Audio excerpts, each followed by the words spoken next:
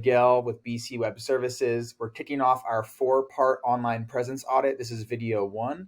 So we're going to do an intro in this video just about the series. We're going to cover in this video page speed insights, so understanding your page's performance, how it's showing up, how a user is experiencing it.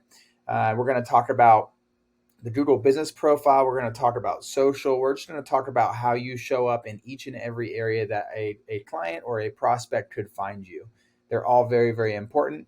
And then in future series, we'll address how to solve the things that you find and discover. But let's get started with page speed insights. So this is the first one. If you Google page speed insights, it's a Google tool. So you can just go look, and I grabbed a random URL. It's a construction company.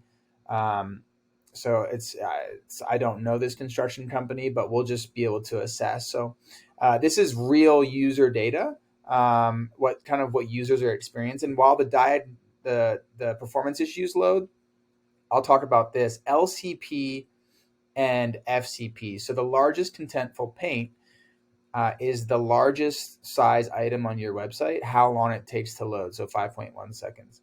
The first contentful paint is the first element. So that's the perceived loading speed of your site. You know, whenever you navigate to a site and nothing shows up, you're like, what's happening? 1 second, 2 seconds. So this took 4.4 seconds for this to load. So obviously not great. But I'm just going to do a high level overview. Performance is ultimately going to be your speed. Accessibility is going to be how people with disabilities or other people who consume the internet differently, how they experience your site.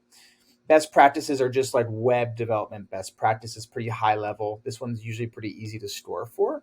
And then the SEO is going to be the SEO fundamentals. So less about is your content ranking, is your content relevant? It's more about, are you following SEO best practices?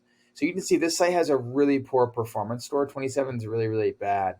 The largest contentful paint was actually 7.7 seconds. So the largest element, probably this header image, which is probably not in a next-gen format, took 7.7 seconds. So you can see these opportunities are all the areas that you can resolve.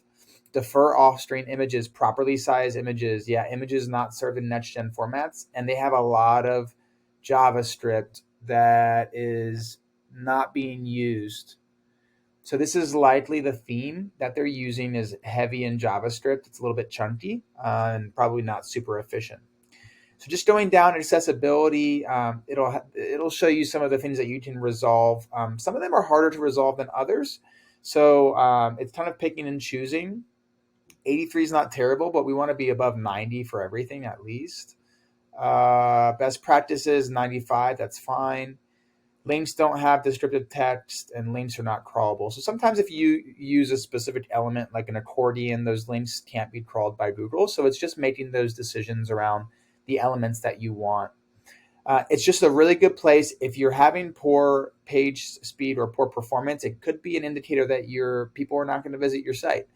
And that will ultimately impact your ranking. So this is, if you have a store that looks something like this performance is definitely the first place that you want to go and resolve and get this up to the 80s plus, because it is definitely impacting your store.